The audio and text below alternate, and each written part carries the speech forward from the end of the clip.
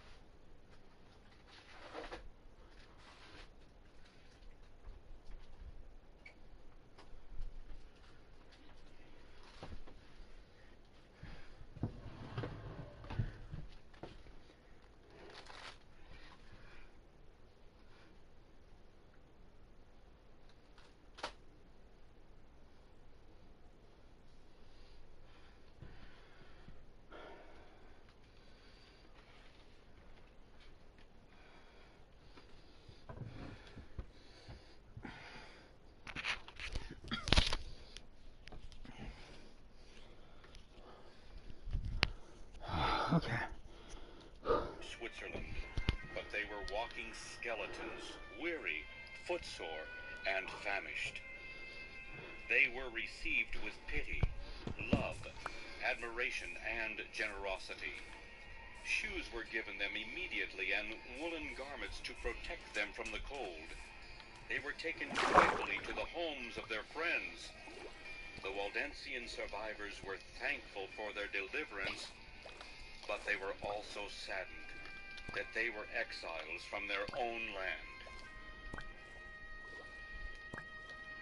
These are they which came out of great tribulation, and have washed their robes, and made them white in the blood of I need to know. Hold on.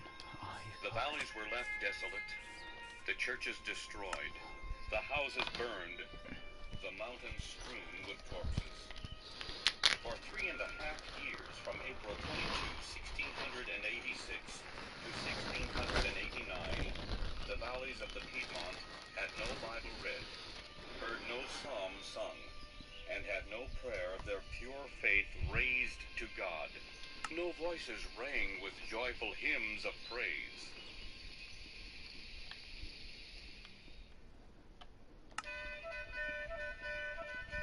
A thrilling story of dedication and courage is seen in the glorious return of the Waldenses to their home in the Piedmont valleys. Henry Arnaud, a Waldensian pastor who was pastoring in the valleys at the time of the 1686 persecution, at 40 years of age, led 900 Waldensian men over Lake Léman. After 10 days of fatigue, war, and pain on the mountains of Savoy, they reached the borders of their valleys. Upon arriving at the first town, they took down the door of a church to make a pulpit outside for Arnaud to preach from.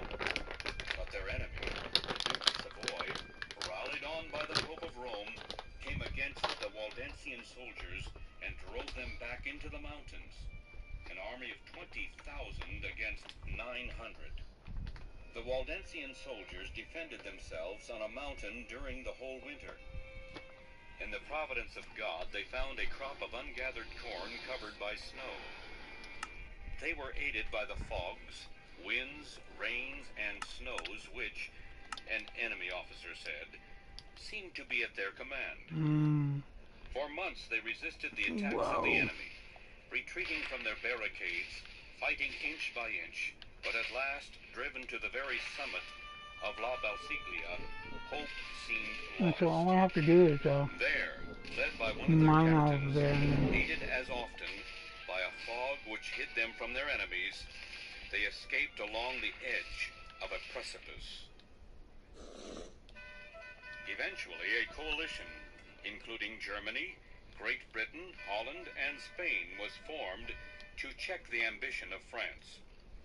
3 days were given to Victor Amadeus to choose to which side he would join himself, the Ligueurs or the King of France. Amadeus chose to join with the coalition and to break with King Louis. In this case, to whom could he so well commit the keys of the Alps? Than to the Vaudois, a people who had been so loyal and faithful to their sovereign. Ever ready to rally round the throne of their prince, the moment the hand of persecution was withdrawn, the Waldenses accepted the peace offered them. Their towns and lands were restored. Their churches were reopened for Protestant worship. Their brethren still in prison at Varennes were liberated. Their countrymen in Germany had passports to return to their homes. Thus, after a dreary interval of 3.5 years, the valleys were again peopled with their ancient race, and resounded with their ancient songs of praise. Though the Waldenses were given back their land as well as certain privileges, they were shut up in their mountains without civil rights. They were the pariahs and outcasts of Italy. A Waldensian could not exercise a learned profession, or take a regular course of study in the universities of Italy, or worship according to his faith outside of the valleys. It was not until 1848 that the Waldenses were finally given their full civil rights and liberties. The years of persecution and diplomatic negotiations with the Italian government had taken their toll. Much of their ancient apostolic heritage had been lost. Many of their beliefs were compromised. You can always put the castle Total there. dependence upon the Word of God gave way to the traditions of men, and their missionary zeal for the pure, unadulterated gospel truth was gone. Take those out. Put a long one over there. Tunnels The underneath there Waldenses that were lead caught all the up in way a to surge of underneath here. ecumenism which Ooh. swept through Italy and various parts of Europe during the mid-1800s. At the very time this celebration of coming together in liberty and brotherly love was occurring, the whole world was experiencing a great awakening to the second coming of Christ, and a call to keep God's 10 commandments, especially the fourth commandment, the seventh-day Sabbath. That is so demonic that the devil While the does that. remnant of the Waldenses were laying down the banner, compromising their ancient apostolic faith, God was raising another people. Through the great awakening of the Advent movement, many were coming together to proclaim the second coming of Christ and to continue the unbroken chain of entering into that rest, keeping the seventh-day Sabbath and honoring all of His commandments. Okay. And the dragon was wroth with the woman, and went to make war with the remnant of her seed, which keep the commandments of God, Put little castles and there, have the make a tunnel. testimony of Jesus Christ. The remnant people of God are to endure persecutions, as did the Waldenses. They are to give the warning message against the power represented by the beast of Revelation 13. And there was You given sack unto of him shit. a mouth speaking great things and blasphemies, and power was given unto him to continue 42 months. And it was given unto him to make war with the saints, and to overcome them. And power was given him over all kindreds and tongues and nations. And all that dwell upon the earth shall worship him, whose names are not written in the book of life of the Lamb slain from the foundation of the world.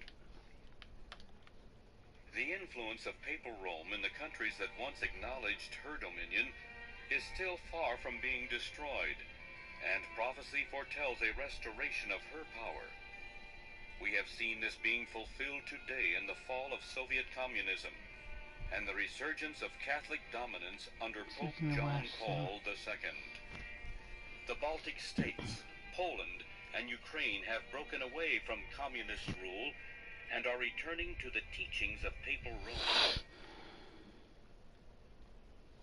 And I saw one of his heads, as it were wounded to death, and his deadly wound was healed, and all the world wondered after the beast. Roman Catholicism has never before received the acceptance of the Protestant world as it has today. Protestants are no longer protesting. Protestantism is changing and is forming a confederacy with the man of sin, the papacy under the Pope of Rome. At the close of this world's history, there will be a final attack on God's people. The remnant church will stand united in the truth against the flood of error that Satan will cast against them. They will keep the commandments of God and cherish his seventh-day Sabbath. Shut up. That's your God. The book of Revelation tells Oh, of two it's women. so ignorant. Chapter 12 portrays They're a false pure God. They and worship holy that day woman, is basically what they do. They symbolizing the worship people that of day. God. Chapter 17 I'm gonna laugh depicts on a Judgment Day, corrupt that's for woman, damn sure. representing a false religious system. This woman is Motherfuckers are arrayed so in purple arrogant. and scarlet, decked with It's gold satanic and that they do precious that. stones and pearls, and has a golden cup in her hand, full of abominations and filthiness of her fornication. No other power could be so truly declared drunken with the blood of the saints as that power which has so cruelly persecuted the followers of Christ.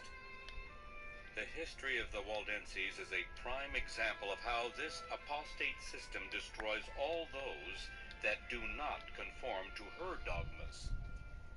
Today, Protestant America is no longer protesting against the errors of Roman Catholicism. The Church is again uniting with the secular governments. These have one mind, and shall give their power and strength unto the beast. What does the future hold for God's people? The persecutions and atrocities of the past are forgotten. Can we remain silent at this time in history? Great and solemn events are taking place all about us. Before us is the prospect of war, the risk of imprisonment, the loss of property, and even life itself. To defend the law of God, which is being made void by the laws of men. The persecutions visited for many centuries upon this God-fearing people were endured by them with a patience and constancy that honored their Redeemer. Scattered over many lands, they planted the seeds of the Reformation that began in the time of Wycliffe, grew broad and deep in the days of Luther, and is to be carried forward to the close of time by those who also are willing to suffer all things for the Word of God. Oh, could you And imagine the the testimony castles of Jesus Christ. building up in there? Tunnels that lead from one to the other.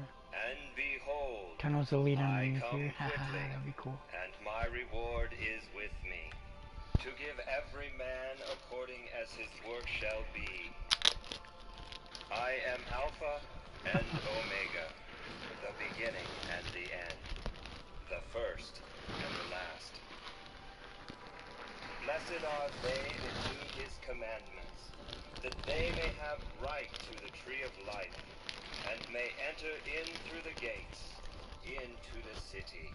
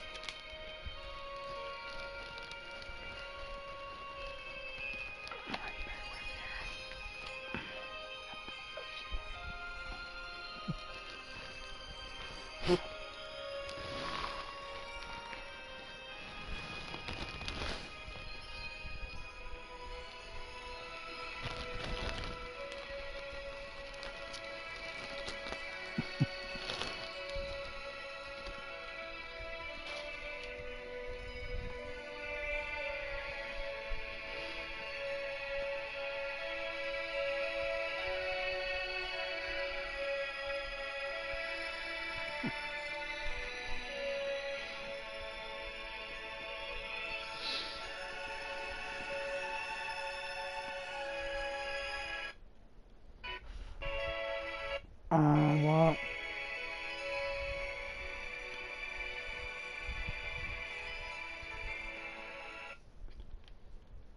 What is church history? Where do I find resources on church history? Why would I study history to begin with? These are all valid questions that many of us have. This series aims to answer these questions. Before we... I want to show you guys how my style went from this to this. All I had to do was fill out a style quiz. It asked me different...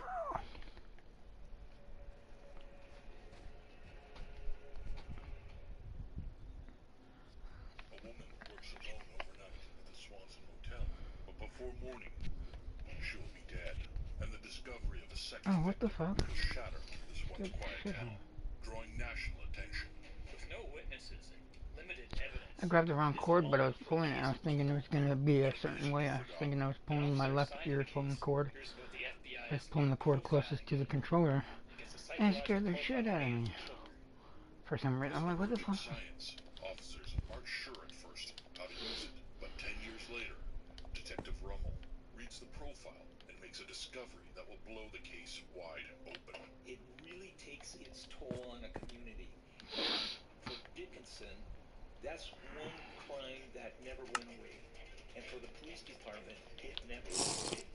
Though it takes over a decade to emerge, the Swanson Motel murders will go on to become a textbook example used by the FBI in the training in their criminal profiling method. The unsolved ones, we have to solve them. And approach these cases in a way outside the box.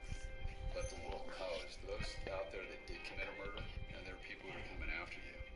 There's just a lot of good people trying to do the right thing. Because it's something that you have to be passionate about. Solve this. Bring some peace to the family at least. Just doing my job.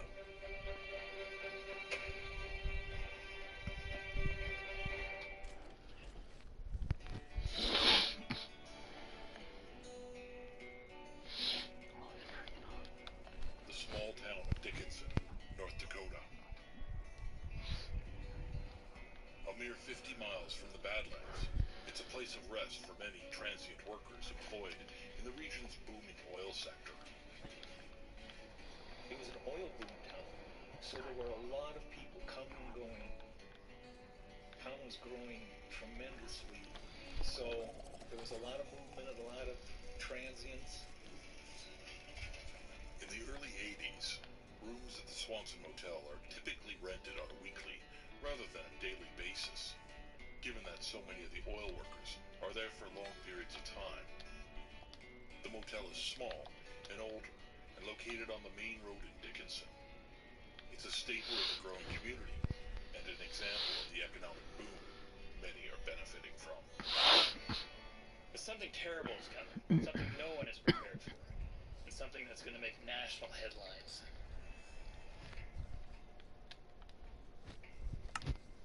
At approximately 7:45 a.m. on November 16, 1981, a man stops by the motel to grab a coffee and catch up with some of the staff like he always does before heading to work. The man is surprised that there's no one at the front desk. He calls out several times. When no one answers, he makes his way around the desk. He's horrified to see the body of a woman. The man immediately calls 911 to report it. No, I didn't want this one, you fuckers. Patrolman Chuck Rummel arrives on I the didn't scene want with that Chief one. Barnhart and Detective Rice. Rummel, the rookie, secures the motel entrance, while investigators go over the crime scene inside. Actually, I had just gotten back into patrol. I was in investigation for about 6 months, just 2 weeks prior, and I decided investigations wasn't for me. Not at that time, anyway. So I got back into uniform, and so I and my sergeant were screaming over there, and my job was to make sure nobody else gets into the crime scene. As soon as the body is discovered, the clock is ticking. Investigators are working as hard as they can to find the person and make an arrest. They went inside the building Someone and could have some examined the potential. lady on the floor. She had her hands tied behind her back. She had her legs tied, and then the cord was wrapped around her neck. I have a little castle right here, and then As I'm outside, kind of goes, and those guys are in there holy processing shit. that scene, a car comes up to a screaming halt, and this lady jumps out and said, "My baby, my baby." The woman is Melody Leitz, the mother of 7-year-old Danelle, who investigators discover spent the night with her grandmother at the motel. Detectives have only started combing the scene when they discover a second body. Melody's daughter Danelle is found on a bed in a room used by employees working overnight shifts at the motel. She's covered with a sheet, and she too has suffered head wounds and appears to have been smothered. You didn't talk about your feelings back then. You didn't didn't talk about how messed up this is. You just acted like a robot. We really talked about the case, but not about how we felt about the case or the fact that an innocent little girl was murdered. Officers have the unfortunate task of breaking the news to the child's mother, who's here to pick her daughter up for school. And I had to hold her back, and I couldn't hold her back. To be honest, she was going to go in there. This is the first double homicide Dickinson has ever had. The police are feeling immense pressure knowing a child is involved. The town is going to want answers. They're going to want them fast. In the 60s, this once quiet town experiences an oil boom. But by the early 70s, then Governor Art Link predicts it's coming to an end. Only Governor Link's prediction is wrong. By 1981, the boom is still going strong, and the town of Dickinson sees a population increase of 7,000 people within a few years. Sees a population increase of 7,000 people within a few years. Sees a population increase of 7,000 people within a few years. With the new wells comes new economic opportunities, which attract many to the region. One result of this population increase, though, is an increase in crime. Well, I'm gonna try a different one, though. Transients, especially these, would be able to make a lot of money pretty quickly. Along with the transients came the drugs, and came a lot of other bad things, thefts, burglaries, you know. Those guys don't live there permanently, so they really don't care about the community. Every few days, Billy delivers fresh produce, and while he's there, he buys breakfast. I'll talk. For Melody Leeds and her mom Priscilla Dinkle, the economic boom happening in Dickinson is tempting enough to uproot their lives for her. Again, in the summer of 1981, they make the 360-mile move from Crystal, North Dakota, where they lived most of their lives, to Dickinson. Melody lives with their daughter Danelle. Dude, this would be a badass place to have a castle. Holy shit, if it was bigger, that'd be awesome, They all man. see this as a great opportunity and are happy with their new chosen home. A town like Dickinson is the last place they would have expected any trouble. There's no way they would have known what was awaiting them there. The female victim is identified as Priscilla Dinkle, 53 years old. In one tragic blow, Melody has lost both her mother and her daughter. In spite of her grief, it's imperative for detectives to interview Melody. If anyone had a reason to kill her mother and her child, she would be the one to know it, and why. And after she takes a moment to collect herself, she comes up with a name. William Thomas Rieger. The day after the murders, police arrest Rieger for drunk driving and a suspended license. Dude, this would have so much potential. Tunnels underneath. This has got a lot of potential in it. Fuck, it's right here in the map too. But see, I want somewhere up in the northern right region. The most disturbing thing investigators find is that it appears that 7-year-old Danelle is being sexually assaulted. However, this will need to be confirmed by doctors. Priscilla is not sexually assaulted. The big question here is motive. Did the killer know the victims? Did he know Danelle would be here? Was it strictly a sex crime? Was it a crime of opportunity? Was it financially motivated? How do you narrow the field of suspects down in a case like this? With strange people in and out of town? Detectives explore the theory of a robbery gone wrong. Motel staff confirm $100 is missing from the cash box. Investigators question William Rieger, the man Melody accuses of killing her mother and child. He got a DUI the night after, and he went up there and interviewed him right then about some things, some inconsistencies that he had found in the case or in his previous statement. Police are hopeful that he's their man and that The they can tunnel. wrap up this investigation quickly. Above. But beyond Secret. Melody's hunch that he's responsible for the murders, there's really no evidence linking him to the Swanson Motel murders. With little else to hold William Rieger for, Gosh, I like that. and the Dickinson police continue to search for the killer. On the morning of November 16th, 1981, 2 bodies are found at the Swanson Motel in Dickinson, North Dakota. The double homicide of Melody Leeds' mother and daughter shocks the town and makes national news. Investigators respond with a long list of possible suspects, but Melody is convinced that it's a man named William Rieger that's responsible for the murders. Rieger is interrogated, and detectives determine they have nothing to hold him on. He's released, and the search continues for the killer. An autopsy confirms what investigators already suspect. Priscilla has a fractured skull, and Danelle has suffered a bruised skull. The mark on Danelle's cheek appears to be from a stick from the table that supports one of the leaves. The killer raped her on top. Join us, Jay Fulmer. The lights come on again 100 or so years later. We find that someone...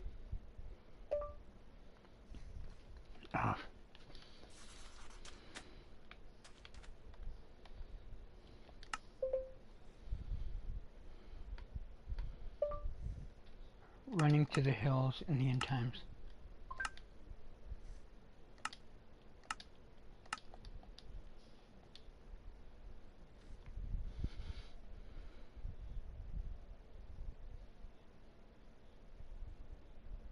I hate those kind of... Our humanitarian focus is on the I needs bloody of freaking hell, bloody civilians. wanker. Bloody wanker. Bloody hell. 9 quid. No, fuck you, I don't want this. Idiot. Have you ever wondered if we are really living in the last days? I'm not doing this shit. I fucking hate this. That many Christians are in history, for it is here that the fewest primary historical sources have been preserved. We have good sources for New Testament Christianity. Then the lights go out, so to speak, and we hear the muffled sounds of a great struggle. When the lights come on again 100 or so years later, we find that someone has rearranged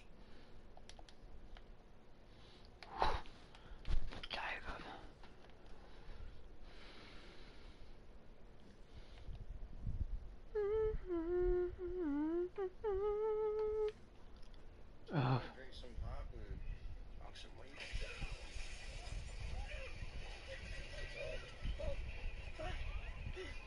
End times prophecies. Exactly how the world ends, according to Book of Revelation.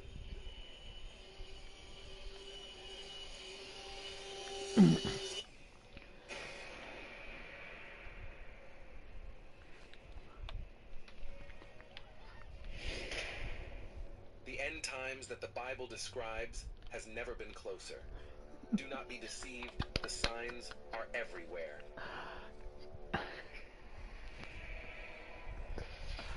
In this episode, we are going to go through one of the most mysterious, awe-inspiring, and sometimes unsettling parts of Scripture, the Book of Revelation. This final book of the Bible reveals to us the ultimate destiny of the world and the culmination of God's redemptive plan.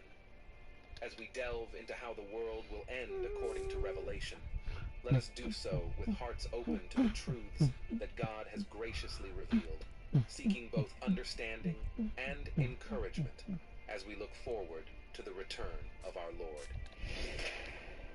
The beginning of the end, the 7 seals. The heavenly vision. Revelation 4 gives outline of the throne room. The 2 witnesses.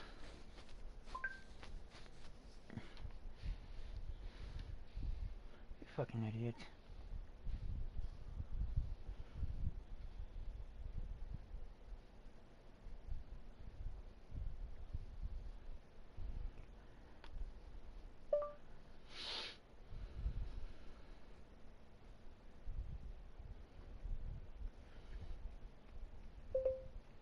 You fucker. The two witnesses.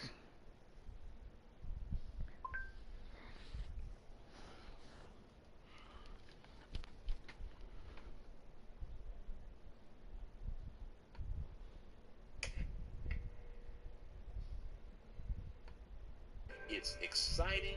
It's so important. The power of God is going to be on the scene, going viral. So why on earth don't we hear many sermons and messages about the two witnesses? It's a powerful thing that's going to happen. Well, there are a few reasons. The main reason is because there's a lot of debate about who exactly the two witnesses are. You know, we all have opinions about this. I'm sure many of you have seen so many different perspectives. Some believe that the two witnesses will be Enoch and Elijah. Some believe that they might be Moses and Elijah. Some even say that the whole thing is symbolic for the Old and New Testament.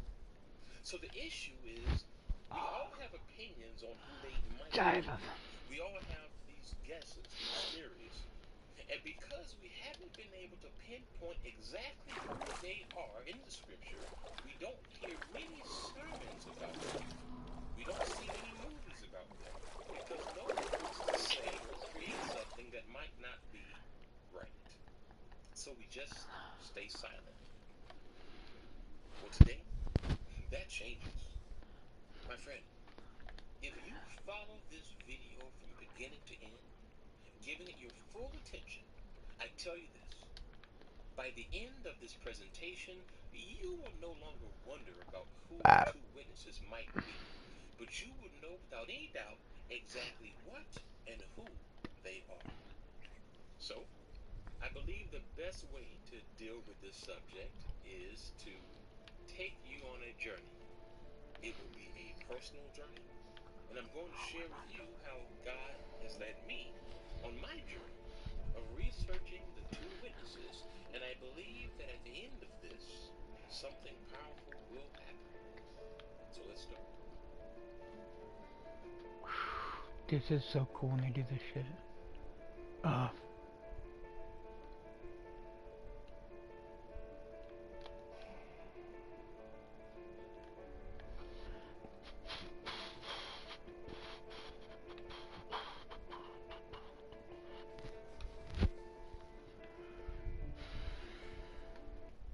Thing in Malachi about Elijah coming was a huge piece of why Elijah might be one of the two witnesses, right? It says he's going to return. It says he's going to come.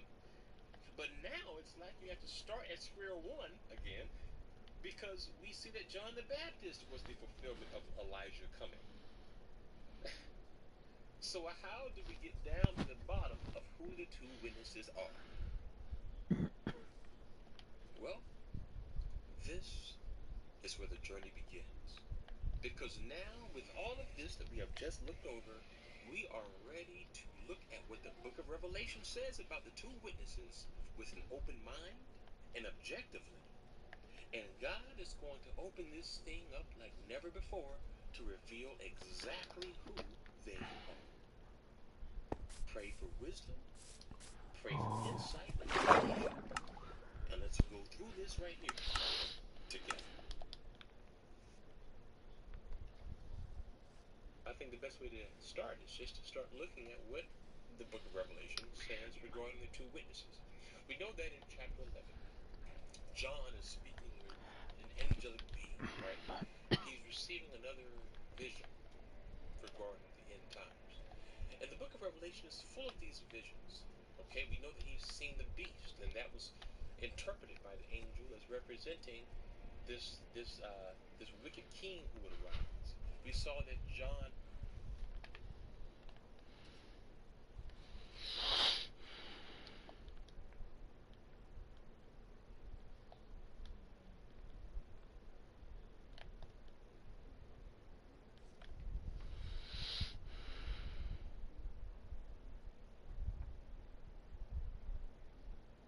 There they are, you idiots. These two witnesses, more than likely, are not Enoch and Elijah. They're from earth, and they speak for God. They are virgins, and they speak in the streets of Jerusalem, where the Antichrist is. 3.5 years, a little bit more than that, and then they die. These two witnesses, more than likely, are not Enoch and Get the hell out of here, the whole second.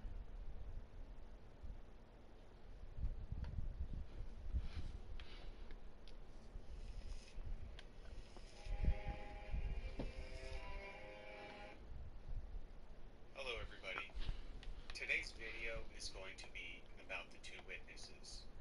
Considering that I believe, and many others believe, that Trump is the beast of Revelation, a lot of people are looking for the two witnesses and who they might be. Many believe that Moses and Elijah, or even Enoch. Considering that I believe, and many others believe, that Trump is the beast of Revelation, a lot of people are looking for the two witnesses and who they might be. Many believe that Moses and Elijah, or even the Revelation, a lot of people are looking for the two witnesses and who they might be. Many believe that Moses and Elijah, or even Enoch and Elijah, video is going to be about the two witnesses. Considering that I believe, and many others believe, that Trump is the beast of Revelation, a lot of people are looking for the two witnesses and who they might be. Many believe that Moses and Elijah, or even Enoch and Elijah, will return to earth and be the two witnesses spoken of in chapter 11 of the book of Revelation. However, today I want to discuss an alternative theory that will still include Moses and Elijah, but uses Scripture to interpret Scripture to prove and identify the exact two witnesses and how They're the only ones that walked today. and now I they're also coming want back. this video to be an encouragement to those out there that might be struggling with their faith or with the anxiety about the times that we are in. Those who are witnessing to Messiah and His Word are playing a special role in these final days. The Spirit in you is being used to guide others and prepare the way for Messiah's return. So let's go ahead and get started. Many people believe that the two witnesses are Moses and Elijah, and that they will physically return to earth and perform all of these miracles among all of the nations. I want to show you today that this is only partially true. For the sake of keeping this video short, I will not be reading the entire context of all of these verses that I'll be covering. I suggest that you take all of the verses that I am covering and read the surrounding context to help you understand it all better. There's a lot to unpack here, so please bear with me and stay to the end of the video. Starting with Revelation chapter 11, verses 1 through 4. And a reed like a measuring rod was given to me, and the messenger stood, saying, Rise and measure the dwelling place of Elohim, and the slaughter place, and those worshipping in it, but cast out the court. Tribulation full movie.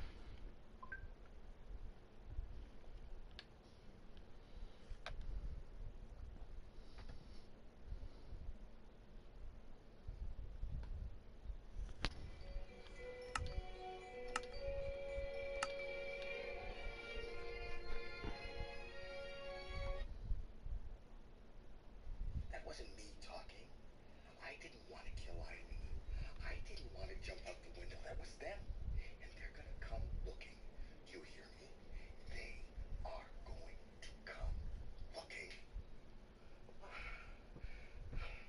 But Jason, they're afraid that you're going to turn. They're not listening to me. If I really wanted to die, I'd want them to find me. Jason, relax. What the hell? So familiar. He's awake. Howard, your heart already left your allegiance to the unification of mankind. Hello, Evan. Franco Macaluso, you're the Messiah. My arm. This is impossible. How did you do this? Oh, no. That's the beauty of it. I didn't do anything, Evan. You did. That's what I'm here to show you. You see, that's what most of the world saw. The Day of Wonders. Now there's a few of you left. A few refuse to join our side for whatever reason. But when you do, and you will experience power such as the world has never seen. But I've seen everyone put the glasses on that day. They seem so committed. Yes, committed. Committed to a world. You're nothing like him. God loves the world. He died for his world. You just want the world to die for you. And now you're deceiving people into giving up their eternal souls just to get even with God. Concentrate. Imagine. Awaken. Awaken the powers within. Tape ready, Selma. All set and ready to go. What is that? That is the image of the beast. All set and ready to go. What is that? That is the image of the beast. That's what's waiting for everyone inside those goggles. And that's the tape that Helen gave up her life for. The image of the beast. Revelation 13. And he had power to give life unto the image of the beast, that the image of the beast should both speak and cause that as many would not worship the image of the beast should be killed. Macaluso used to try to infiltrate the resistance with spies who had tiny cameras in their contact lenses. Helen finally put one of those things to good use. Helen's about to show the world the real Franco Macaluso.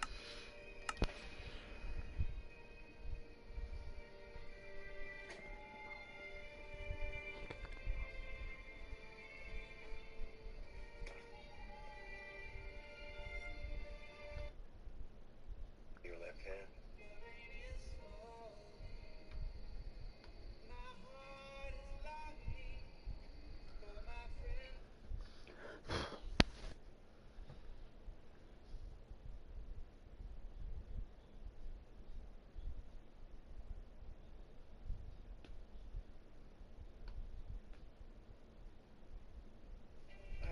Sunday. Let's start steaming, babe.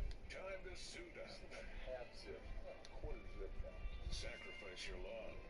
And your...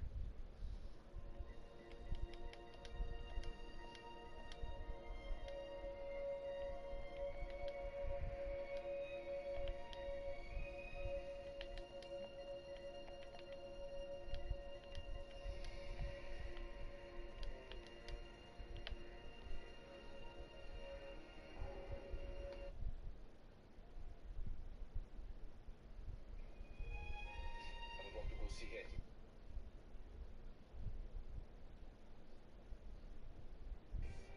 That whoever believes in him will not perish.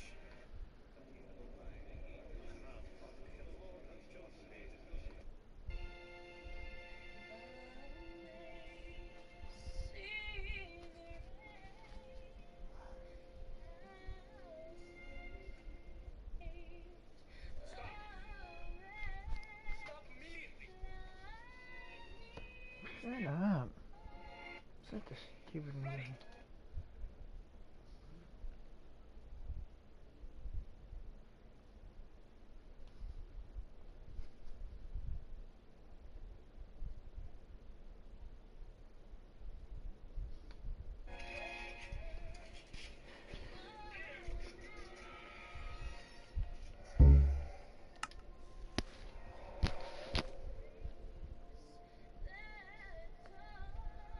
That's such a corny ass fucking bitch ass scene.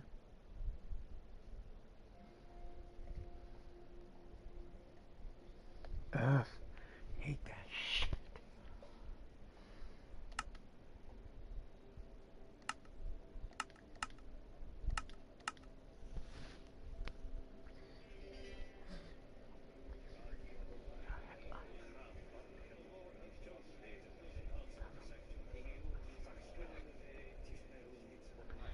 He said, take heed now, for the Lord, no, I know, he's speaking English.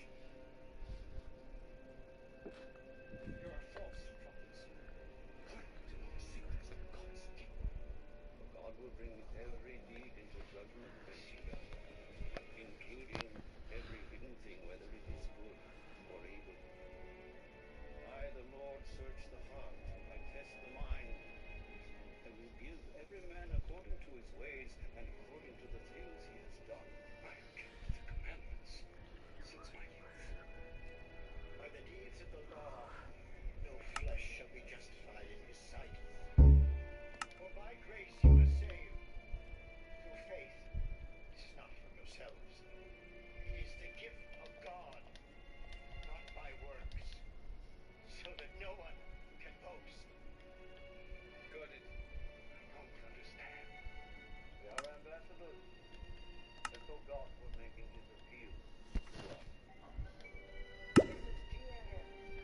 We are experiencing technical difficulties. Please stand by. He reconciled us, God. God made him who had no sin to be sin for us, so that in him we might become the righteousness. God so loved the world, gave his one and only Son, that whoever believes in him will not perish, but have everlasting life. For God did not send his Son into the world to condemn the world, but to save the world through him. He who believes in the Son is not condemned, but he who does not believe is condemned already because he has not believed the only begotten Son of God. In the name of the Son of God. He is the Christ. He is the Son of God. In the name of the Son of God. He is the Christ. He is.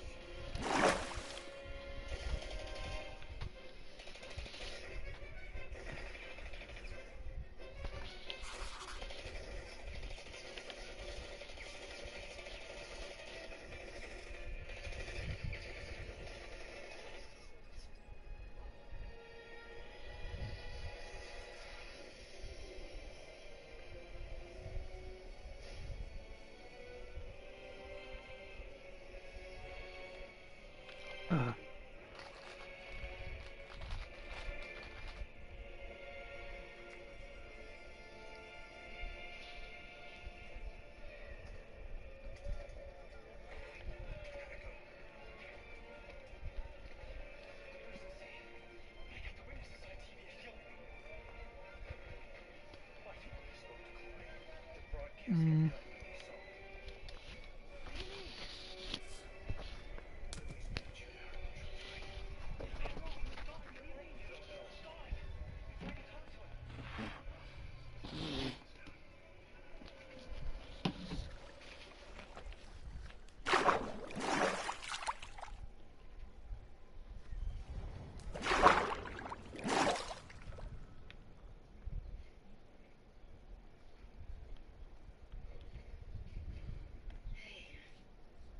It's good to see you back.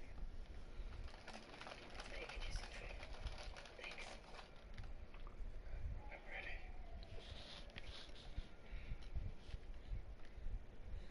I'm ready. For God. Then tell him. What? Then tell him. The bitch is hot.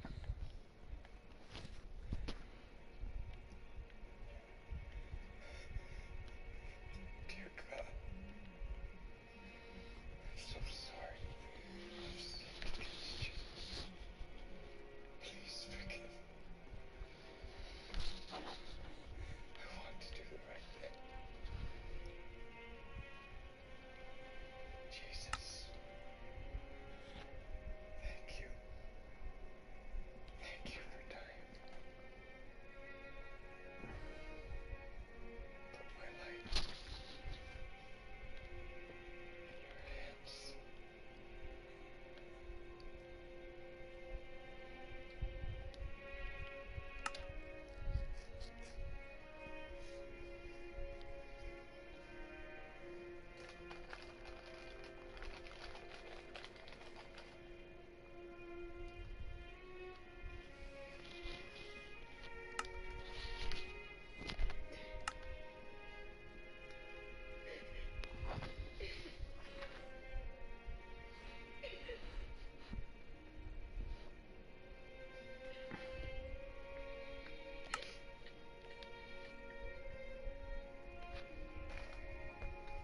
Uh,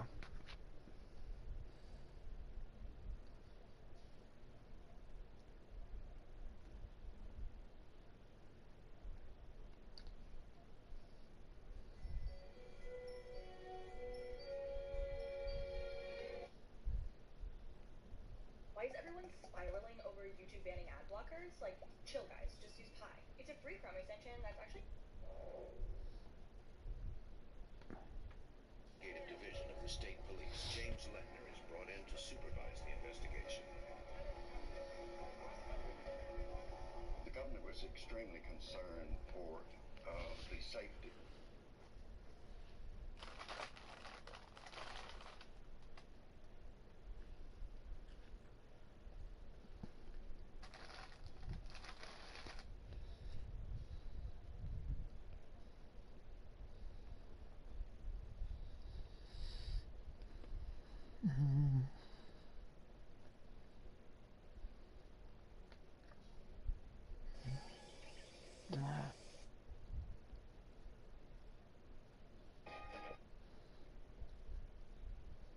And combat efficiency.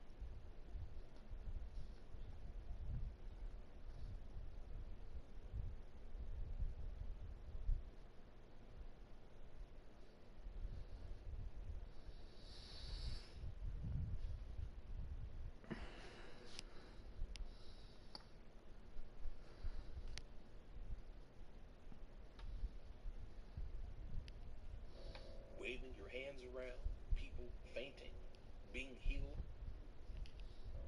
Waving your hands around, people fainting, being healed of headaches? Or does Holy Spirit power show things that are completely undeniable? Limbs being restored, the dead being raised, plagues appearing in the sky, waters turning to blood, blind eyes opening. It's a big question. And I think today a lot of us see the former, but imagine if we could see more of the latter. That is what this message is about.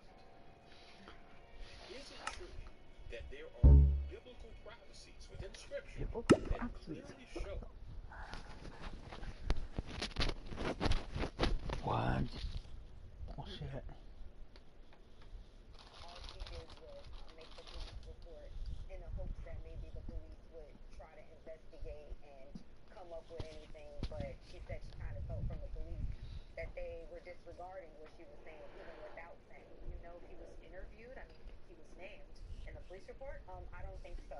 Based on what she said, she really felt that the police were trying to bury this and disregard her claims and not really investigate, which is another reason why a lot of victims don't report these things to the police. We have to address the elephant in the room is that we have victims, especially women, who go to the police who are typically men who don't actually investigate these things. They victim blame, they victim shame, and women don't feel safe or even protected to even make these claims because they don't think they'll be taken seriously, nor will their claims be investigated. But wait, it gets even worse from here. Ariel added that another client reached out to her, claiming they had a bombshell video featuring a major celebrity. According to Ariel, this client wanted her help in negotiating a deal to sell the tape, which allegedly shows one of the industry's biggest names, completely unaware they were being recorded. I also was just recently contacted by someone who wanted me to essentially represent them in the sale of one of the Diddy tapes.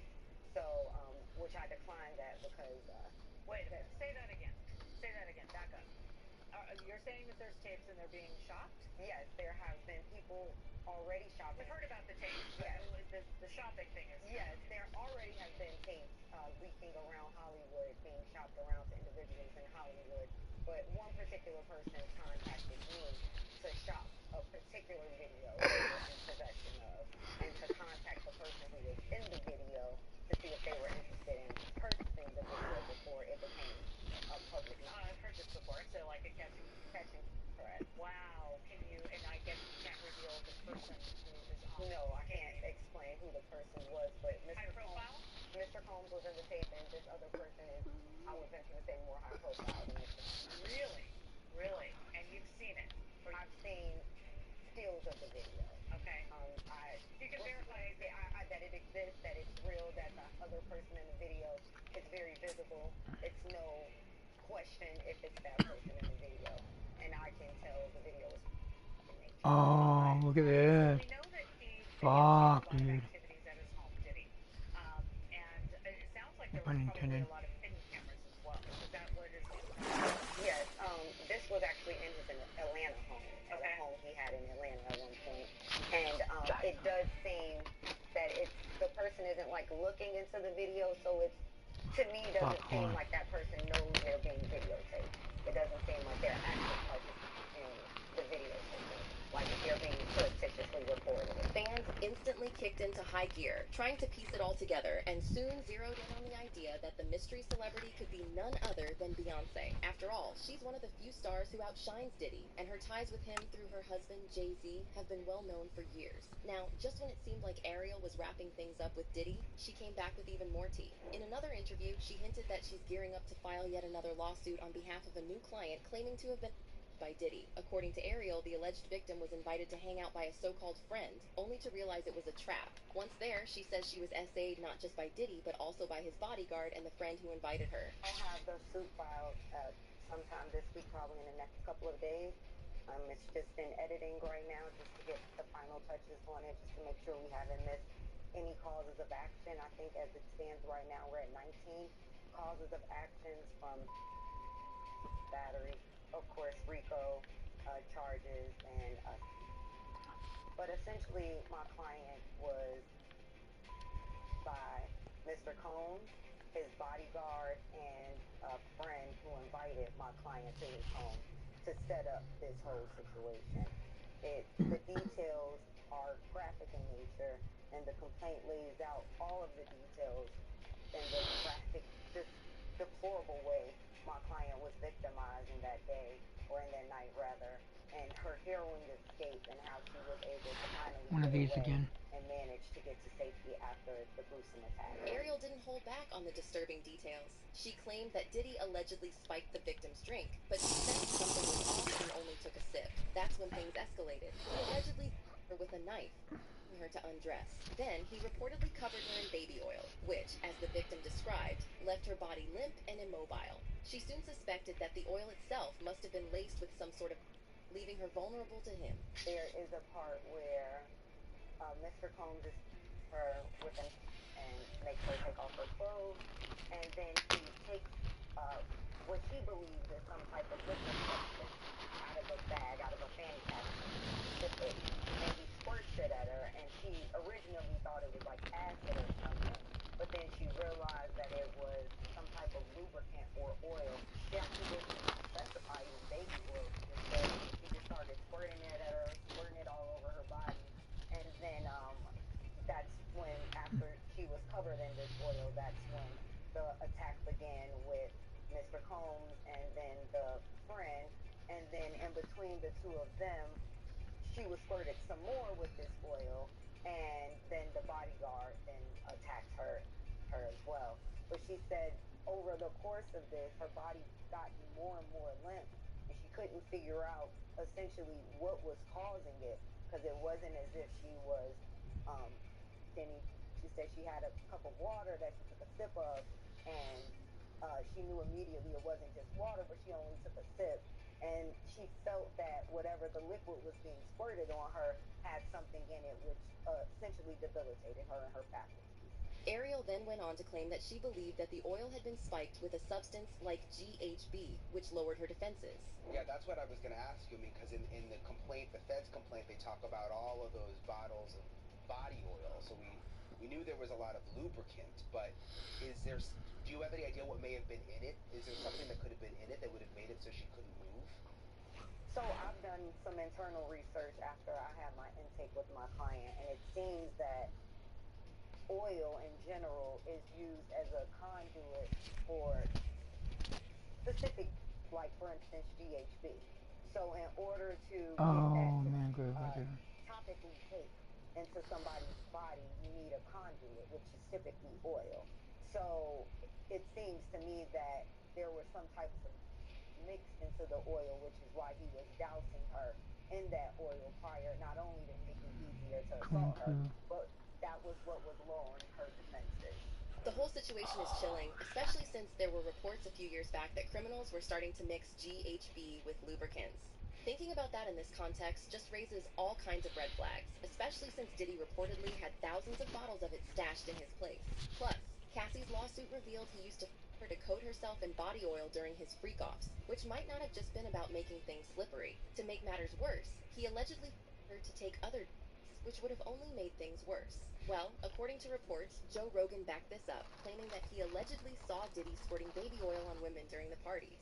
The women allegedly became limp afterward and started acting all woozy, but he didn't put two and two together at the time and just assumed that the women had gotten really drunk or couldn't handle their alcohol. But if you think this is bad, chilly. It's about to get worse. Yo, man, I should have saw. He told me he should have saw this coming with Cassie and the way he treated women when he slapped his mother. And I was like, he did what? Yo, I did is told my he want receipts. Let's start with your mother. Your mother got the receipt. Everything is in your mother's name. Hold on to your hats, folks, because the Diddy drama just got wilder. Jaguar writes dropping truth bombs, suggesting Diddy's been trouble for ages. She's claiming he endured from his mom, which might explain his harmful behavior toward women. Jaguar paints a disturbing picture of their tight-knit relationship, hinting she enables his mistreatment of women. But wait, there's more. Gene Deal, Diddy's former bodyguard, spilled the tea, alleging Diddy even laid hands on his own mom, leaving her as bruised as his other victims. This drama's off the charts. Did his mom really leak the Cassie video to CNN? You can't make this stuff up, so let's spill the tea. I said, Kirk, let me take some. I said, Kirk, don't you remember when I told you when he cussed his mother out? And I think it was even that, Kirk. When we was getting in the limousine, he cussed his mother out. He told his mother to stay out of his mofo business. And I told him, man, you ever talk to your mother? Girl, just when we thought that Diddy couldn't get any worse, we found out that he has also been mistreating his own mother, allegedly putting paws on her and all that stuff. Seriously, is there no limit with this guy? Honestly, it's a real mess. He's been trying super hard to convince us he's not the bad guy, but with recent revelations, even he can't deny his actions. It all kicked off when Cassie filed a lawsuit last November. She courageously accused Diddy of mistreating her throughout their entire 11-year relationship. Calling it a relationship feels wrong because it was more like a hostage situation. Cassie tried to leave several times, but Diddy kept her under his control and wouldn't let her go. They started dating when Cassie was just 19 and Diddy was well into his 30s. That alone was a major red flag. It gets worse when you realize she was signed to his label, Bad Boy Records. Not only was he much older, but he was also her boss, making the whole situation even more messed up. Age gap relationships aren't always bad, but this one was a total train wreck. Like I said, it felt more like a hostage situation. Cassie's lawsuit laid out how Diddy mistreated her, showing her the side of himself that he carefully hid from the world. The court documents, over 30 pages long, even had a trigger warning on the first page. If you've ever seen court documents, you know they can have all kinds of shocking stuff. So it's pretty wild that officials thought Cassie's descriptions of Diddy's behavior were so disturbing that they needed a trigger warning. And trust me, the warning was spot on given the upsetting content Cassie described. The court document said that he SA'd Ms. Ventura in her own home after she tried to leave him, often on Ms. Ventura, resulting in bruises, burst lips, black eyes, and forced Ms. Ventura to engage in intimate acts with male SWs while getting off on it and filming the encounters, demanded that Ms. Ventura to carry his in her purse just to make her uncomfortable and demonstrate how dangerous he is, and introduced Ms. Ventura to a lifestyle of excessive alcohol and substance use, and required her to procure illicit prescriptions to satisfy his own addictions. The lawsuit also revealed that Diddy used to put his hands on her for every minor reason, like the time when they were heading home after a party with Jay-Z. The lawsuit said Mr. Combs beat Ms. Ventura repeatedly in an Escalade, including by he forced her out of the vehicle on Fifth Avenue in New York City. She was eventually able to hail a cab and get to her apartment in Manhattan. There's also the time when Diddy got mad at her for trying to speak to a music producer in a nightclub because she was trying to take her career to the next level. Diddy got so mad that when they left the club, Mr. Combs Ms. Ventura, pushing her into a corner of the vehicle and stomping on her face. When the car arrived at Mr. Combs' residence, Ms. Ventura attempted to run away, but Mr. Combs followed her and proceeded to again kick her in the face. Ms. Ventura was bleeding profusely and was ushered into Mr. Combs' home, where she began to throw up from the incident. Besides physically hurting her, Diddy went to extreme lengths to control Cassie and keep his bad behavior under wraps. He was obsessed with maintaining his image, hiding who he really was behind closed doors. It was so bad it caused Cassie memory problems, but even that didn't stop him. The document said, on multiple occasions, Mr. Combs had Ms. Ventura's personal medical records sent directly to his email address. For instance, when Ms. Ventura began experiencing memory loss, potentially due to excessive and or head injuries caused by Mr. Combs' as described below. Her MRI results were provided directly to Mr. Combs. Mr. Combs also repeatedly arranged for his staff to drive Ms. Ventura to certain doctor's appointments. Cassie wasn't the only woman I'm Diddy gonna find one. mistreated. All his exes faced the same fate. And it's not just his infamous cheating, it's the physical stuff that stands out. His first baby mama, Misa Hilton, had it as bad as Cassie. Repeatedly arranged for his staff to drive Ms. Ventura to certain doctor's appointments. Cassie wasn't the only woman Diddy mistreated. All his exes faced the same fate. And it's not just his infamous cheating, it's the physical stuff that stands out. His first baby mama, Misa Hilton, had it as bad as Cassie. He was super towards her, clipping out over the smallest issues. While he went to great lengths to hide his bad treatment of Cassie from the public, he didn't even offer Misa that because he even laid hands on her in public. His ex-bodyguard, Jean Deal, shared a horrific story where Diddy attacked Misa so brutally she tried to hide under a car to escape. Well, Lisa was out there. She was messing with the dude from EPMD. That's her first beat up. Imagine how desperate Misa must have been to hide under a car to escape Diddy's rage. And that's just the start. He spitefully denied being the father of their son, Justin, just to hurt her, despite his violence and endless cheating with Hollywood women. Let's not even forget about Kim Porter, who was the mother of his 4 kids. Even though Diddy has gone on and on about how she was his one true love and the one who got away, her experience was the same as Cassie and Misa. Diddy often her, leaving her with bruises on her face and body. One argument even ended with him breaking her nose. There's also this article from 2005 about the event saying, Diddy Combs' girlfriend, Kim Porter, was left with a broken nose after the couple argued on Combs' yacht in Saint-Tropez. Combs flew in a specialist plastic surgeon from Geneva after the accident. Porter has since claimed that she hurt her face after she banged her nose on a table. Diddy's mistreatment of Kim didn't stop there. New allegations. Combs flew in a specialist plastic surgeon from Geneva after the accident. Porter has since claimed that she hurt her face after she banged her nose on a table. Diddy's mistreatment of Kim didn't stop there. New allegations claim he even forced her to lick Cassie's used tampon. That's a whole new level of What the fuck? There was an overlap between Kim and Cassie, with Diddy keeping Cassie as a side piece. But remember, Cassie was a victim too, and none of this was her fault. But it gets worse because Diddy has been allegedly unaliving Kim Porter's boyfriend. After Kim and Diddy broke up for good, she started dating a man named Shakir Stewart, and Diddy's controlling self could not handle the fact that Kim was seeing someone who was treating her better than he had. She was happy, and he couldn't let that happen. So he allegedly had Shakir unalived. An insider reported that Kim was seeing Shakir, and Diddy found out, and he went up. He tracked Shakir down to his hotel. Then Diddy went up there without security, and to a pulp. Don't let the shiny suits and curls fool you. Diddy will F a man up. Shakir was found dead at home from gunshot wounds, and it was ruled a suicide. But many people didn't buy it, thinking Diddy had a hand in it. This is like Cassie's bombshell about how Diddy allegedly blew up Kid Cudi's car when he found out she was seeing Cudi during a break from Diddy. Eventually, Kim started fighting back at Diddy, and Jean Deal revealed that she fought back hard. One night, when they were at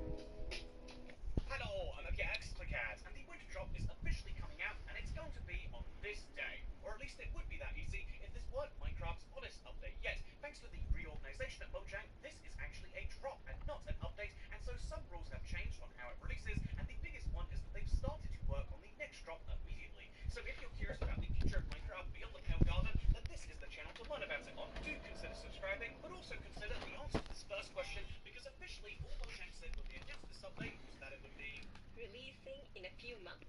Combine this with its current official name, the Winter Drop, and technically this could be releasing as late as February. And like other game drops, every one of them so far hasn't had a release date announcement. We can therefore assume that it could just drop any day randomly between now and then. But we actually have a much better idea based on 3 main factors. The first being the history of when Minecraft have dropped their things second is the development of this very update, which has now ceased, by the way. That's according to Mojang themselves. And the third is the actual Mojang holiday schedule, which tells us when they can and can't release updates, because they literally won't be in the office on some weeks to release them. This is the simplest factor to look at, and it just tells us it won't be coming out on Christmas because it's literally a public holiday, but it also eliminates the week just after Christmas because this is usually taken off by most employers, and so we can take that and combine it with the second factor, which is going to be the development of this update, which, fun fact, it was only announced on September 28th, that is just under 2 months ago now, and you can see this top comment on the video where they announced it, where someone was suggesting they should add grey flowers, which, fun fact, they did. They've spent over a month developing this update. However, to the sadness of people like Lucien MC3100, they have officially stopped adding new features to this update. This isn't just my opinion, it's the word from Mojang's official changelog right here, where they say, quote, "For the remainder of the update cycle, you will mostly see bug fixes and tweaks. This tells us the update is feature complete and they're just trying to get it ready for the release, but an even better sign that that is true is the fact that on the Bedrock version, they have gone through this process already and they've started work on the next update right now. That's right, they snapshot and beta preview every single change they make to Minecraft, and they're already working on the next update, the drop that will be coming after this one in January or February of next year, and that is our sure sign from Mojang that the update is locked in place and that it has now gone to certification. They are done updating 1.20, 1.50, or the winter drop, and now it is in the hands of all of the platforms in Xbox, Nintendo, etc. to go ahead and certify that. And to explain this process a bit better, here is the Java Edition update development cycle. It goes from snapshots, the versions that we're all playing publicly, and then it goes into pre-releases, which technically you can test, then it goes into release candidate, and then into release. However, this process is massively shortened on Bedrock, where all of the things that would happen in pre-release and release candidates sort of have to happen in the previews, because the few weeks that would be spent doing release candidates and obviously the pre-releases are instead spent in the certification teams, Sony and Microsoft, and obviously it has to go to Google, because when you want it to run your smart fridge, Android needs to certify that it won't brick your fridge in some way. All of these things have to go through certification processes, and these usually take about 2 to 3 weeks, although that is us now talking about the kind of past history, because certification is a very hidden process to the end user. We know that it costs some amount of money, we know that it takes some amount of time, but the most crucial thing we know about it is that it takes about 2 to 3 weeks from the final beta and preview that we the public get to see to the final main version that most people get to play around with, and so we can see that by looking at the history. And indeed, I'm going to show you a spreadsheet right now. I know I'm far too much of a nerd because there is so much data right here, but let's just really hyper-focus on this column right here. It's the time between the final preview, or beta, if you're playing on some platforms, and the release of the main update, and as you can see, it's very consistently about 3 weeks. Sometimes it's 3 weeks and 6 days, and in the case of 1.21, it was 4 weeks and 1 day, but generally speaking, it's just over 2 weeks or just under 4. And so if we look at the very last beta and preview, or the 1.20, 1.50 update, also known as the winter drop, it was officially posted on the 19th of November. We believe the update actually came out a couple of days before that, based on what Mojang developers have said, but in reality, that means that there is about 3 weeks from that update until the main thing actually releases. And so when would that be? Well, we look at a calendar, and that tells us that the actual release of the end update will be December the 10th of 2024. Easy as that, right? That is the official release date, but there is a little bit more to the puzzle, and that's because Mojang has very specific days they try to release updates on. Indeed, if we look at the release column of every single sub-update since 1.20, you can see that every single one of these has released on a Tuesday, with just 2 exceptions. 1.20 and 1.21, both of their last major updates, released on Thursday and Wednesday, respectively. 1.19 was actually the last major update released on a Tuesday, but every smaller update, and indeed every single drop that Mojang has released so far, has been on a Tuesday. So here is the big question, this is the really fun one, is this update considered an update by Mojang, or is it considered a drop? If it is a drop or a minor version, then this will be releasing on a Tuesday, basically 100%.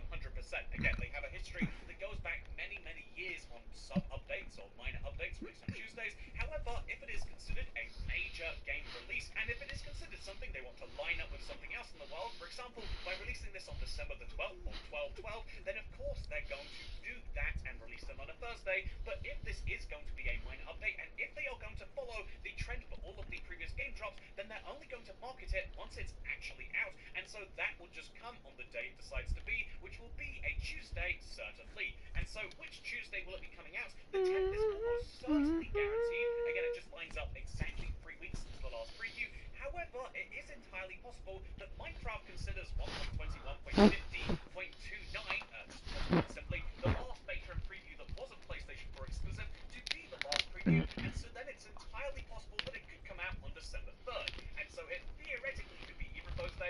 we're being entirely honest, if there's a huge delay on the Java issue, okay, if let's say they get to some huge bug that we just can't fix, then that could take them another week, and it could be December 17th. So I would say you've got about a 60% chance of releasing on December 10th, a 30% chance of December 3rd, and a 10% chance of December 17th. But we can simplify that down further and just say that the most likely release date for 1.20.1.4 and 1.21.50 will be December 10th, 2024.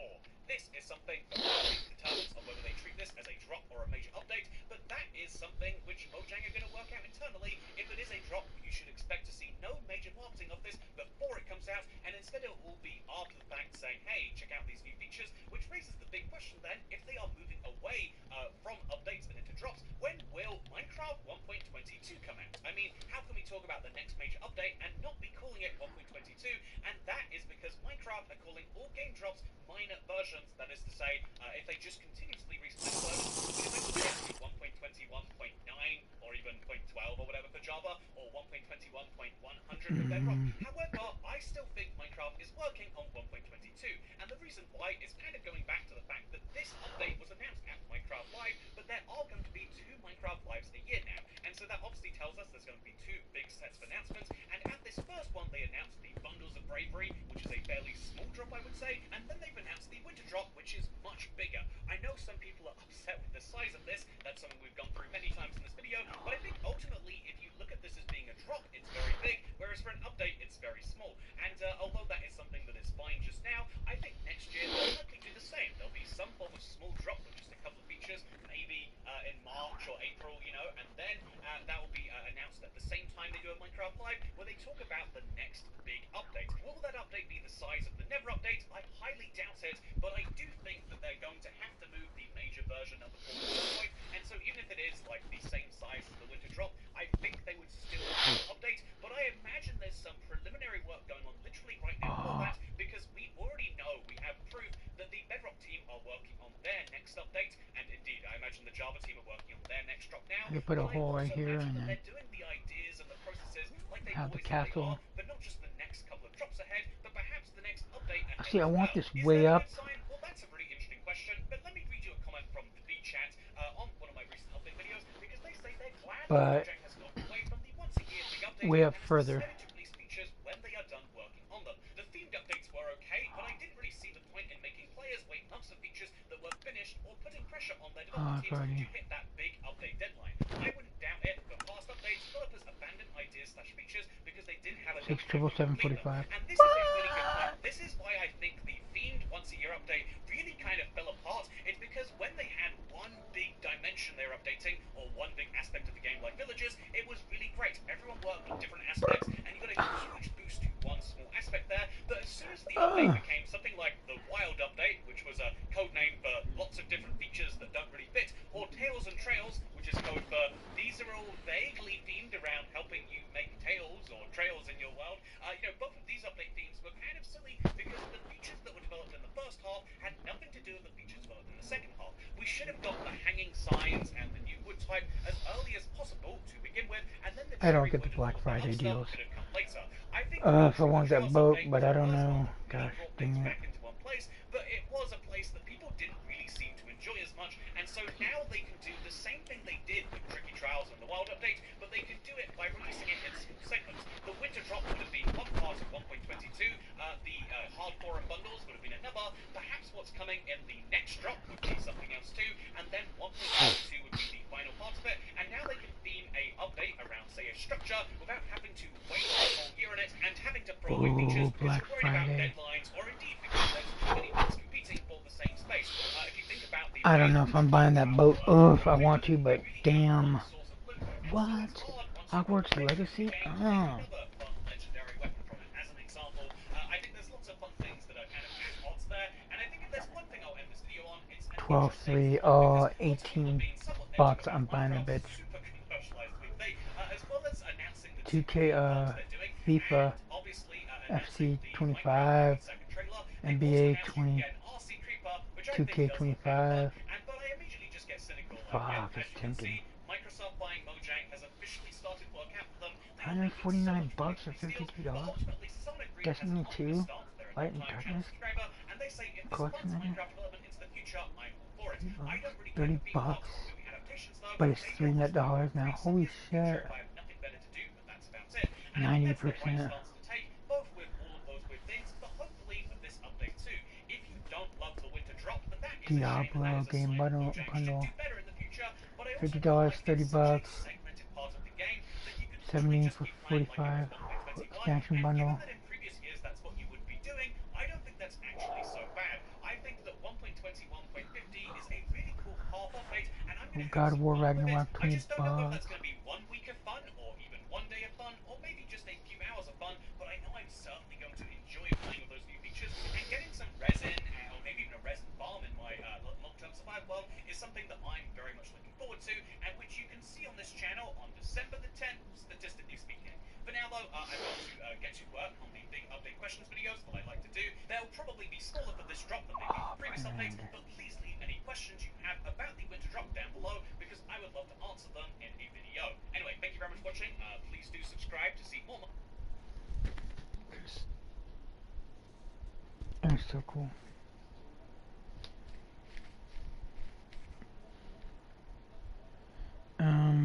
Liza P, 60 bucks, 35.99. 12 bucks.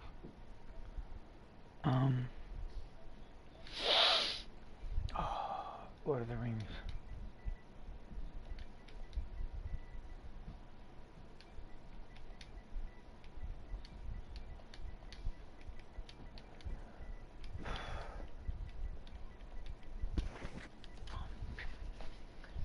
Oh, tell me it's another deal.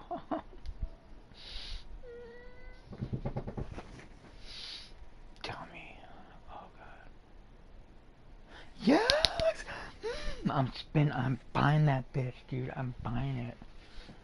Oh.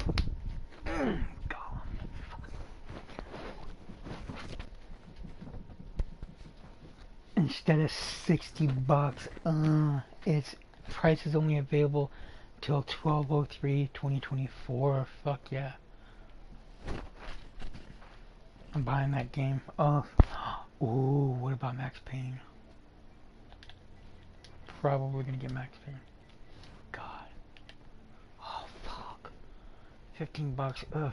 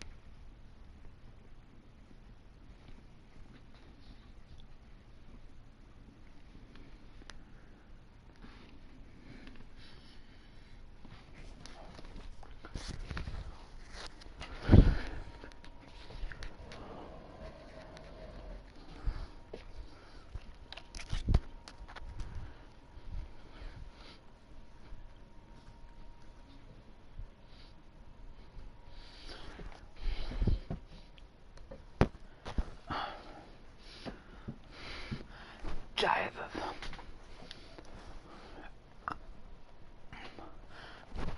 Oh.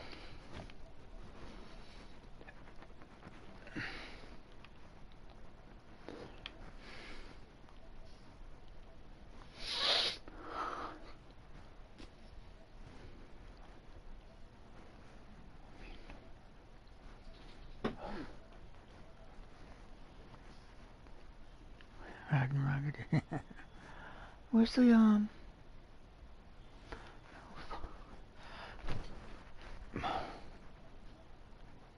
Where you got that?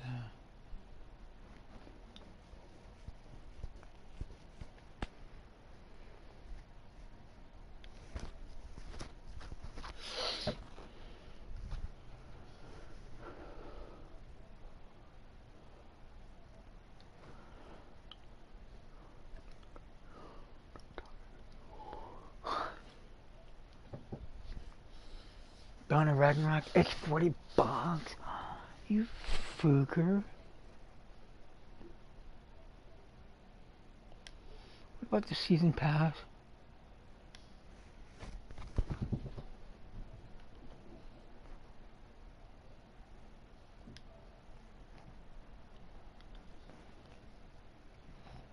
$16.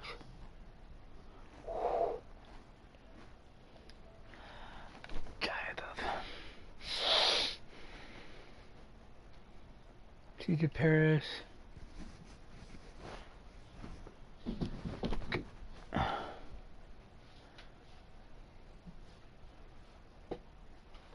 Well, what about the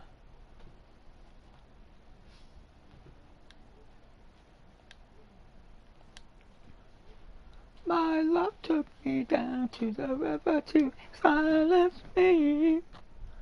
And when she left, I could not speak.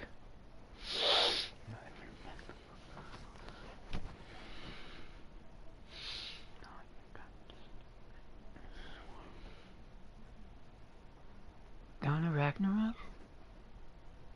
What?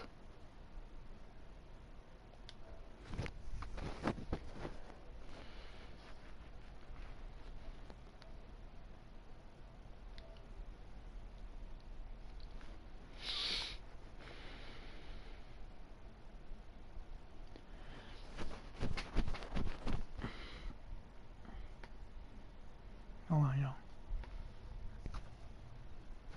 Assassin's Creed Valhalla Dawn of Ragnarok map.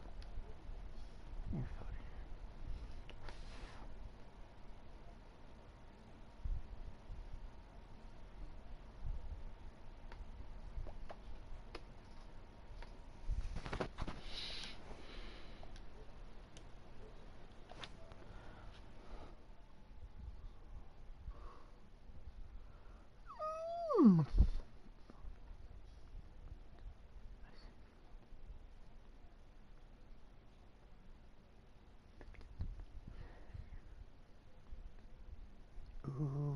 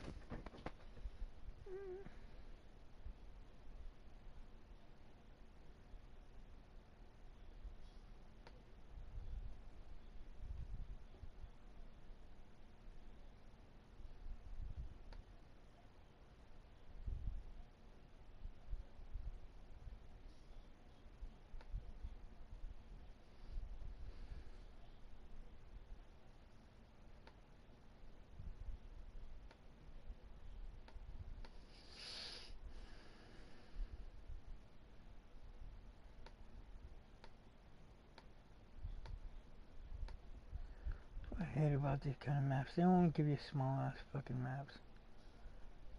Siege of Paris. Minecraft gives you a huge map.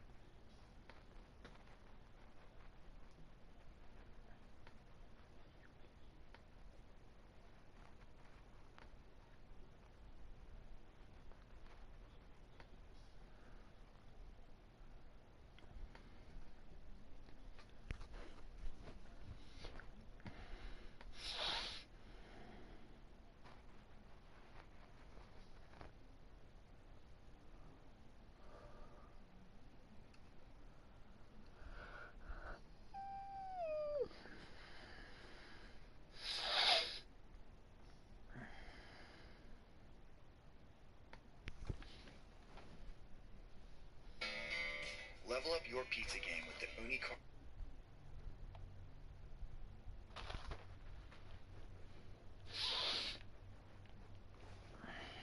You know, I had a whole bunch of weird paranoid suspicions about what the hell was going on because there was a lot of stuff I couldn't understand. Right. And nobody was really bothering to explain it to me. They don't. And and I formed a bunch of opinions about the town and about the people in it that were like, surely that couldn't be, because Once again. a whole place can't be like, you know, weird town, you know, where the stranger wanders in and all the people are in the bar and they all shut up when he looks at them and they tell you don't go to the house on the hill. It's like that. Mel Gibson is no stranger to headlines, whether for his interviews or controversial takes on Hollywood's darkest secrets. But this time, he's dropped a bombshell that no one saw coming, and it's got one of the most powerful figures in the world, Oprah Winfrey, right at the center of the storm. So what's the connection between Mel Gibson and Oprah? Well, it's not what you'd expect, and it might just change the way you see them both. But before we get into the shocking claims about Oprah, let's step back and discuss why Mel Gibson is the one taking a stand right now. I imagined that stuff. That couldn't be the reason for why so-and-so was acting like. And then you find out later on the track that you were exactly on track. And a lot of the things, not specifically on track, but you could that some of your worst nightmares were real. In the 80s and 90s, Mel Gibson's was a megastar, but his career took a nosedive in the 2000s, fueled by scandals. His 2006 DUI arrest and the anti-Semitic comments made during it painted him as a symbol of controversy, and the leaked audio tapes from his personal life only added fuel to the fire, almost destroying his whole life. But in recent years, Mel Gibson has undergone a transformation that few people could have predicted. He's kept a lower profile, focusing on projects that resonate with his beliefs and values. One of the most talked about examples is his support for Sound of Freedom, a film highlighting transportation of innocent kids in illegal ways. Gibson hasn't just praised the movie. He's aligned himself with anti-trafficking efforts. He's worked with Tim Ballard, a former Homeland Security agent, to bring attention to the exploitation of vulnerable populations.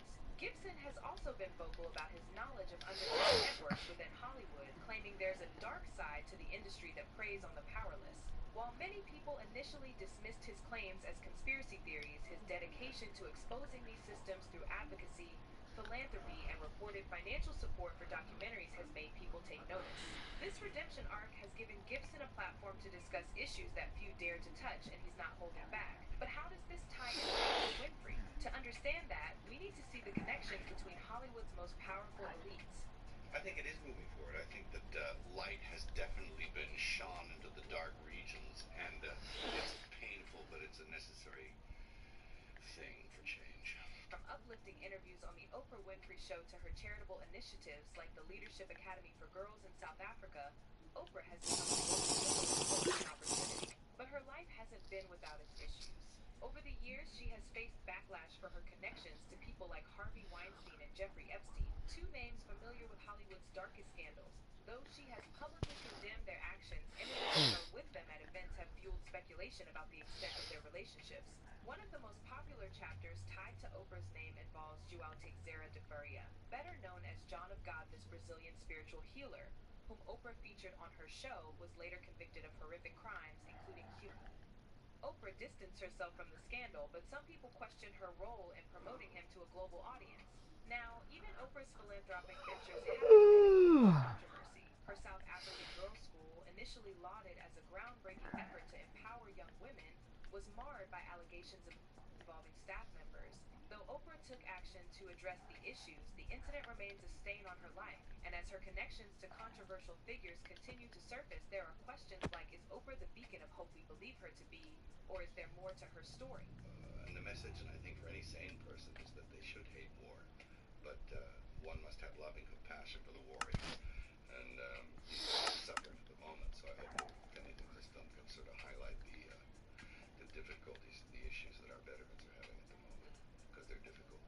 Mel Gibson's recent claims suggest that Epstein's circle didn't just include powerful men. It also involved women who played pivotal roles in maintaining its facade.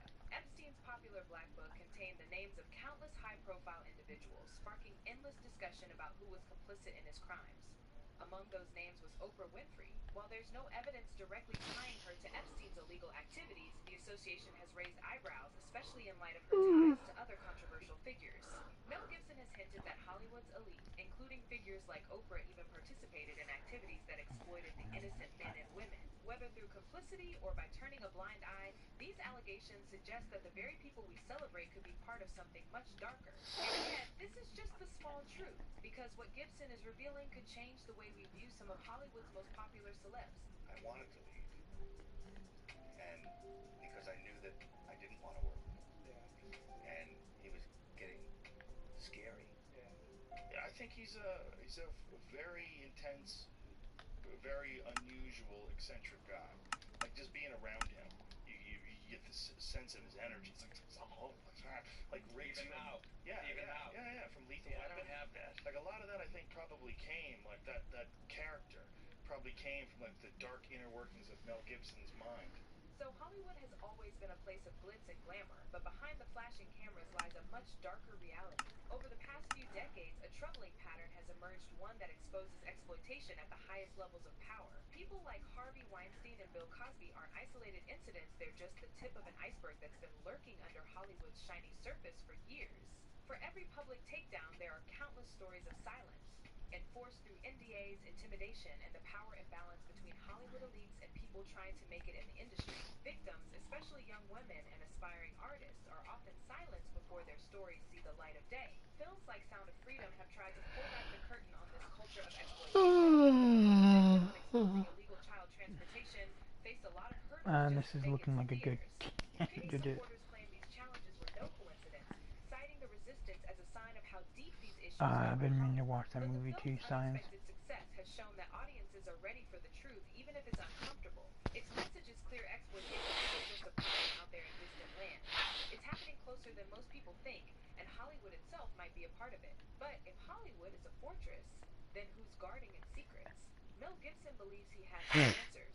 The filmmaker has made waves with bold accusations, and Oprah Winfrey is now at the center of his claims. According to him, the same elite circles that supported people like Jeffrey Epstein and Harvey Weinstein aren't as far removed from other Hollywood icons as we'd like to believe. Now, if you guys remember, one of the most surprising allegations against Oprah came from singer Seal, who made a strange Instagram post in 2018 accusing her of complicity in protecting Hollywood's dark side. Though Oprah has denied such allegations, her past associations with controversial figures have only added fuel to the fire. Pop singer Seal has launched an attack against Oprah, accusing her of knowing about disgraced movie mogul Harvey Weinstein. He sent the following Yes, I'm video going on to sleep. Instagram I to can't do read. this. I'm tired. Being a part of the problem for Like, comment, decades, but subscribe. suddenly they Thank you all for think watching. you are Peace the out. solution. We'll Seal find then something. wrote the hashtag See ya. Sanctimonious Hollywood. I'll probably Critics make a expect video. accusations go deeper, Well, after suggesting I that Oprah's find the seed I want, philanthropic we projects might could use serve this as one. more than just charity. I'm They gonna could try be to find protection one for darker up in the connections. taiga For biomes example, with her the high partnership with mountains Don without the Omar snow, later exposed her predator, so we can continues build to raise questions. underground While tunnels, there's no valid cobblestone evidence tying tunnels, Oprah and to direct wrongdoing, dungeons. Mel Gibson insists Peace that her out. name keeps appearing in the Like the stories he's video, heard about subscribe, Hollywood. Meanwhile, fans' reaction to comment, these allegations share, has been whatever. polarizing. A See ya. person Thank you for commented, watching.